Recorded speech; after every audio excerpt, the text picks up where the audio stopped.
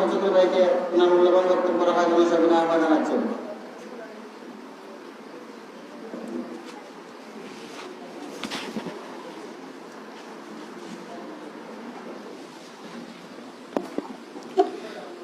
বিসমিল্লাহির রহমানির রহিম। আজকের এই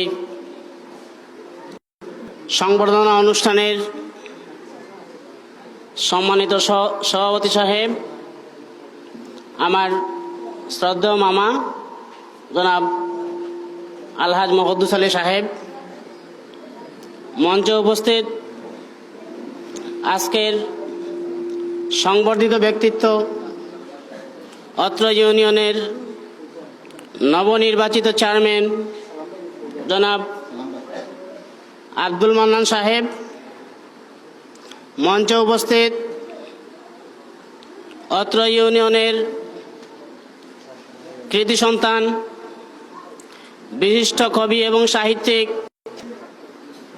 জনাব আব্দুল কাহির সাহেব, উপস্থিত নেতৃবৃন্দ এবং সামনে উপস্থিত আমার অত্যন্ত শ্রদ্ধাভাজন মুরব্বীগণ, যুবক ভাইরা, আসসালামু আলাইকুম।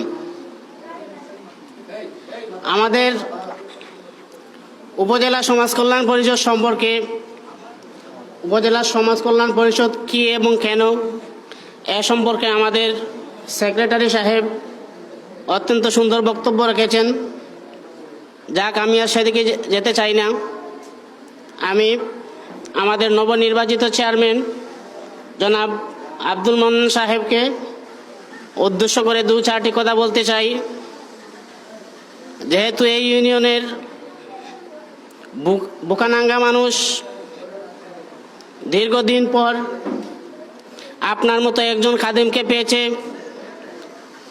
আমরা আশা রাখব আপনি আপনার সর্বোচ্চ চেষ্টার মাধ্যমে এই ইউনিয়নের যে কাজগুলো অসম্পূর্ণ রয়েছে আপনি সেই কাজগুলো দ্রুত সম্পন্ন করার চেষ্টা করবেন। এবং বিশেষ করে একটি কথা আপনাকে বলতে চাই, এই ইউনিয়নের অবহেলিত গরিব দুস্থ মানুষের প্রতি আপনার ডান চোখ যেন সবসময় তাদের দিকে থাকে।